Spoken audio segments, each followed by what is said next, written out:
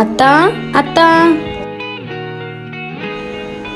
రాలత ఏమిలా వచ్చావు? అత్త డ్రెస్ కుట్టేసాను రావే పట్టుకెళ్దు అంటే వచ్చాను సంతు. అవునా, అమ్మ బయటికి వెళ్ళింది, వస్తుంది రా కూర్చో.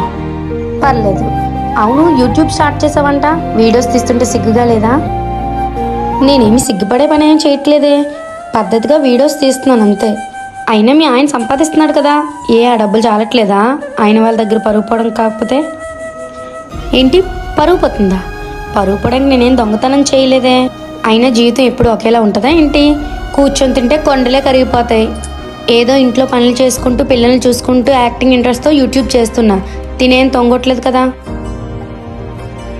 అబ్బో, అయినా ఇవన్నీ నేనన్న మాటలు కాదమ్మా, వాళ్ళు వీళ్ళు అనుకుంటే చెవులు పడేసా. వాళ్ళేమన్నారు వీళ్ళేమన్నారని పట్టించుకుంటే రేపు పొద్దున్న నా కష్టం వస్తే వాళ్ళు వచ్చి తీరుస్తారా? తీర్చరు కదా. నరం లేని నాలుక ఏమైనా అంటది. అలాంటి మాటలు నేను పెద్ద పట్టించుకోను. అండ్ ఇంకోటి, వాళ్ళన్నారు వీళ్ళన్నారని నా దగ్గర అన్నట్టు ఎవరి దగ్గర అనక చెంప చెల్లుమంటది.